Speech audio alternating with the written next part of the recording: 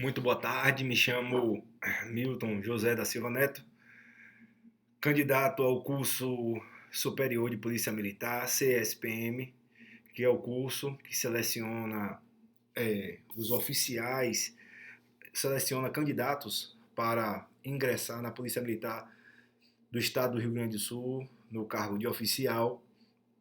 Quero saudar a banca que me avalia e externar toda a minha deferência em estar participando e está sendo arguido por pessoas de tamanha envergadura no direito. Saliento também a importância do cargo de oficial da Polícia Militar. Nós sabemos que nós temos um dever, um ímpeto, uma atribuição constitucional muito importante, que é a preservação da paz pública, a manutenção da incolumidade dos cidadãos, a garantia dos direitos de ir e vir do cidadão e vários outros direitos fundamentais. E sabemos também que um Estado que consegue fazer o controle da violência é um Estado que fortalece, que ratifica o Pacto Federativo, porque ele irá ajudar também os estados circunvizinhos para que esses não sejam contaminados com esse problema endêmico que é a violência e que os cidadãos possam caminhar livremente dentro do território nacional e usufruir de tudo o que o nosso país tem a oferecer.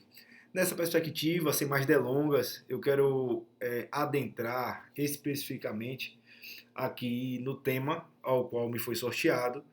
E esse tema é crimes militares em tempo de paz. Crimes militares em tempo de paz, uma temática muito importante, muito salutar para a compreensão do Código Penal Militar, da legislação castrense como um todo. É um tópico um tanto quanto uma exploração meia, como podemos dizer assim, muitas pessoas consideram o direito penal militar como uma extensão, como apenas como uma extensão do direito penal comum. Só que isso não é verdade. O direito penal militar, dado a importância dos militares para a ordem constitucional, ele tem uma ótica própria. Ele abarca vários institutos, defesa de vários princípios que para o direito penal comum isso não é validado pelo direito penal comum. Então, nós vamos trazer aqui a definição, me perdoem, a definição do crime militar. Então, nós temos duas teorias principais. Nós temos a teoria clássica e a teoria topográfica. A teoria clássica vai dizer que é crime militar aquele que só pode ser cometido por militar. E a teoria topográfica vai nos dizer que será crime militar aquele que estará previsto, estará tipificado no Código Penal Militar. Então, a doutrina ela traz uma divisão muito importante para o entendimento e que, a depender dessa classificação, dessa conceituação, o desdobramento para esse delito será totalmente diferente. Então, nós temos o crime propriamente militar e o crime impropriamente militar.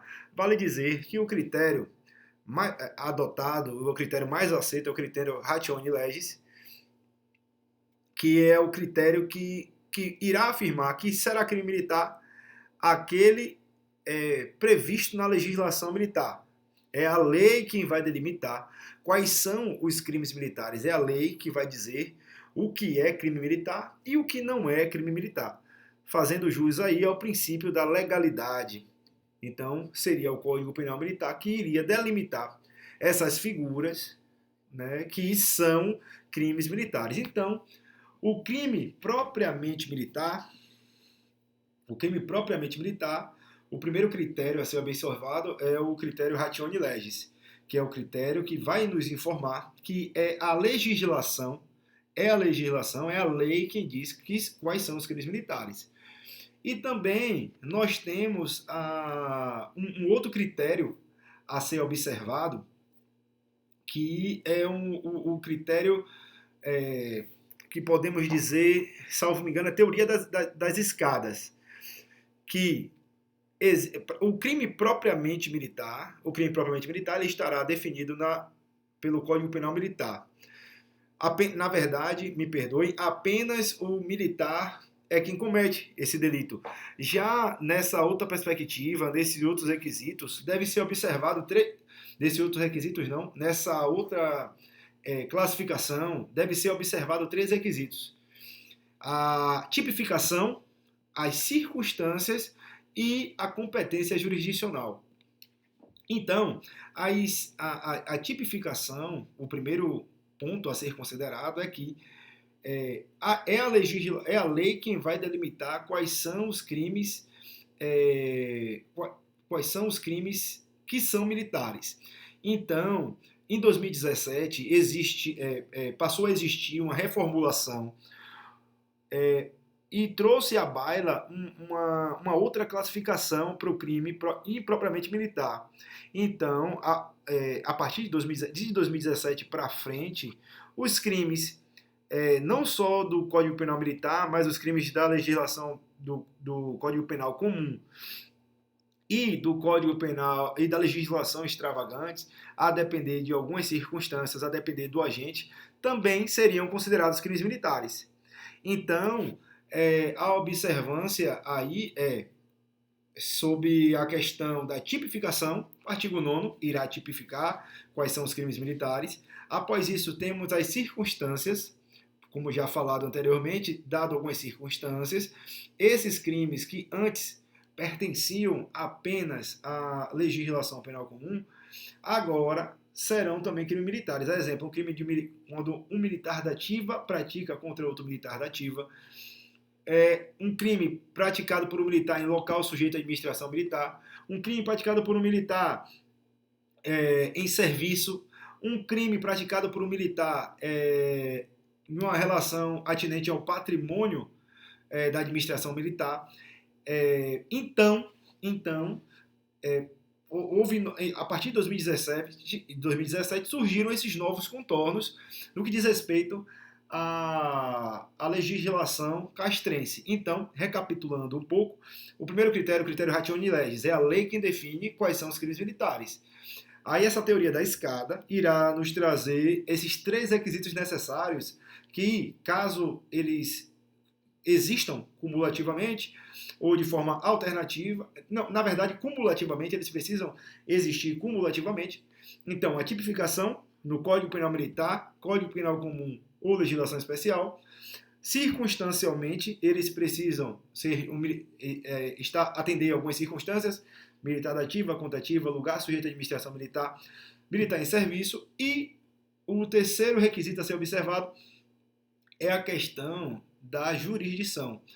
Por que a questão da jurisdição?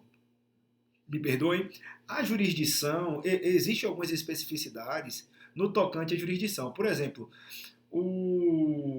a justiça, o civil, por exemplo, só será processado e julgado pela Justiça Militar da União. O civil só será processado e julgado pela Justiça Militar da União.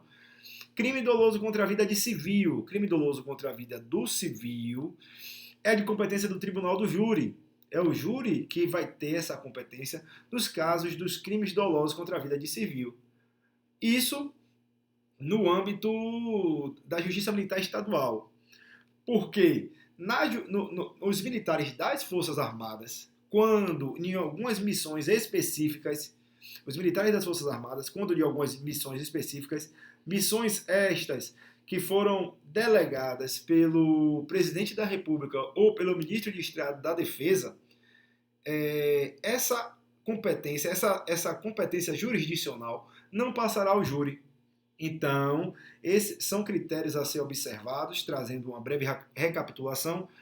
O critério da tipicidade para ser crime militar, agora não só o previsto no Código Penal Militar, mas também o que for previsto no Código Penal Comum e também com previsão na legislação especial.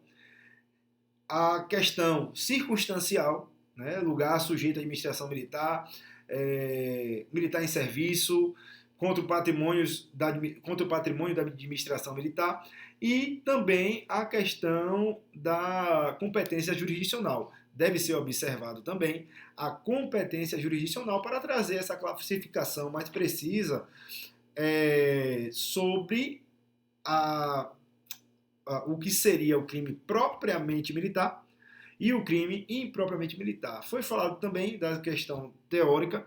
A teoria clássica, que é a teoria mais aceita, irá nos dizer que é crime militar apenas o que o militar pode cometer, e a teoria topográfica vai dizer que é crime militar o que a legislação, o que a lei diz que é crime militar.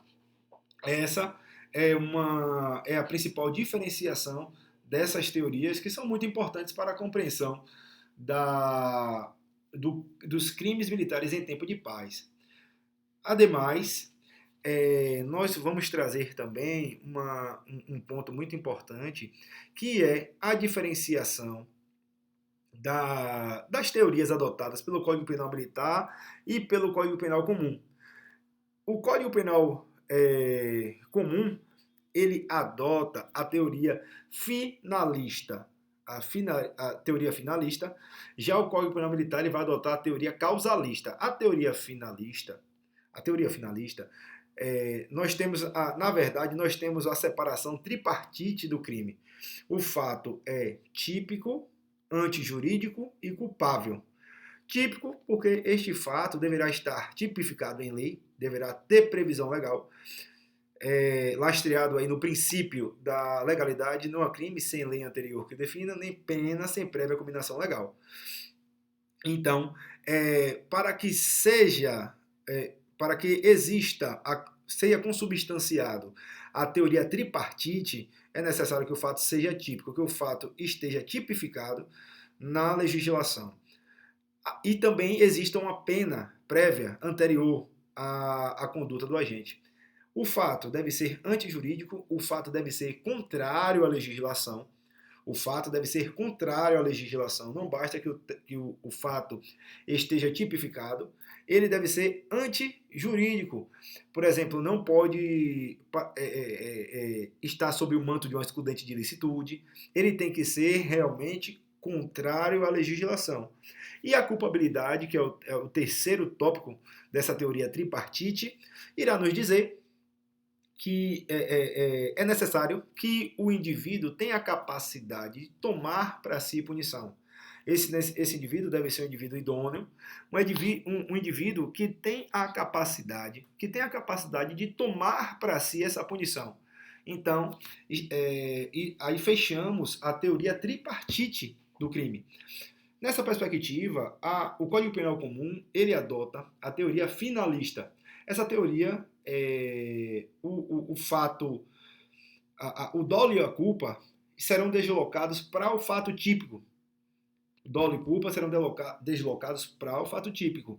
Já a teoria causalista, que é a teoria adotada pelo Código Penal Militar, o dolo e a culpa permanecem na culpabilidade, permanecem como sendo elementos da culpabilidade. Essa é a principal diferenciação entre a teoria adotada pelo Código Penal Comum e a teoria adotada pelo Código Penal Militar. Teoria finalista e teoria causalista, respectivamente. Essa é a principal diferenciação. Então, nós vamos trazer também me perdoem, nós vamos trazer também a questão de qual a legislação que fundamenta a definição desses crimes militares em tempo de paz. Nós vamos ter a Constituição, que a Constituição, os limites constitucionais, irão trazer quais serão os crimes militares, os crimes propriamente militares, vai trazer a previsão da questão de prisões, que, segundo a previsão constitucional, algumas prisões podem existir até mesmo sem uma ordem jurisdicional, a exemplo nos crimes propriamente militares e nas transgressões disciplinares militares. Então, a Constituição ela irá lastrear essa definição também de crime propriamente militar e essa definição de crime impropriamente militar. E também o Código Penal Militar, propriamente dito, que é um instituto que delimita quais são as condutas, que tipifica quais são as condutas contrárias à legislação, na verdade, as condutas que atentam contra os princípios, atentam contra os bens jurídicos militares. Como já falado, o Código Penal Militar ele tem uma perspectiva diferente do Código Penal Comum. Ele tutela os bens jurídicos militares. Esses bens jurídicos militares, por sua vez, possuem características diferentes. A exemplo, me perdoe, os preceitos da hierarquia e da disciplina, que na legislação comum não acham espaço, mas na legislação castrense elas têm grande importância, são de grande valia. Então, esse é onde está lastreado, podemos dizer assim, as definições de crime militar. E, por último, vamos trazer exemplificações. Nós temos o crime de motim e revolta, por exemplo, que é um crime propriamente militar, que é quando militares reúnem-se descumprindo ordens, ocupando um lugar de forma indevida. Outro crime militar é a revolta, estando esses militares armados. A doutrina irá nos dizer que a partir de 2, isso já estaria consubstanciado, esse motim, estando armados, a revolta, né, que é uma modalidade bem mais gravosa, com previsões de aumento de pena para os cabeças, né, que são as pessoas que instigam, que incitam e que arrastam aí os seus pares. Nessa perspectiva, nós temos um crime propriamente militar. Um crime impropriamente militar, me perdoem, segundo essa alteração que passou a vigorar em 2017, então, existindo um crime da legislação comum, a depender da tipificação, né, pode estar na legislação penal comum ou na legislação especial, a depender da circunstância do caso e a depender também da competência jurisdicional, poderá ser um crime impropriamente militar. A exemplo, como já tinha falado, um crime em um lugar sob administração militar, um crime de um militar da ativa contra um militar da ativa, um crime cometido por um militar em serviço e um crime atinente aí a um patrimônio sob administração militar. São crimes que antes de 2017 não seriam crimes propriamente militares por não ter essa previsão no Código Penal Militar. Agora existe essa elasticidade, essa ampliação de conceituação, onde os crimes da legislação penal comum e especial também poderão ser crimes militares. E trazendo um exemplo, um crime de homicídio.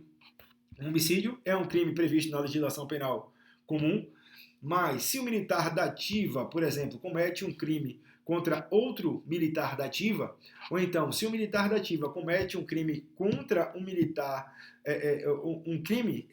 na verdade, um militar um militar em serviço comete um crime de homicídio, esse crime será um crime militar, mesmo sendo um crime da legislação penal comum. Então, vamos recapitular desde o início, de forma bem sucinta e rápida.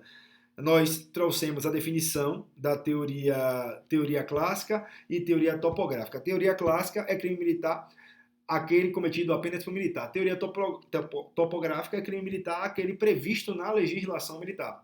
Aí trouxemos a definição de crime propriamente militar, que a mais aceita a teoria clássica, que é aquele previsto que só é cometido pelo militar, e o crime impropriamente militar é aquele que pode estar na legislação penal comum, pode estar na legislação penal especial, mas é um crime que vai estar definido como crime propriamente militar. Algo que já iria me esquecendo, existe algum crime propriamente militar que o civil comete? Sim, o crime de insubmissão, no período do alistamento militar obrigatório, quando este indivíduo não se apresente, ou tendo apresentado-se, ele se retira antes do ato oficial de incorporação. Então, falamos também da teoria tripartite, fato típico antijurídico culpável. Falei também que a legislação, falei também que a teoria adotada pelo Código Penal Comum é a teoria finalista, e a teoria adotada pelo Código Penal Militar é a teoria causalista, sendo o dolo e culpa elementos da culpabilidade. Então, excelências, sem mais delongas, essa foi a minha explanação sobre o tema crimes militares em tempo de paz. Quero reiterar a minha felicidade em estar sendo arguido por pessoas de tamanha importância no direito e também me colocar à disposição da banca examinadora para eventuais questionamentos. Desde já agradeço, excelência, tenha um excelente dia.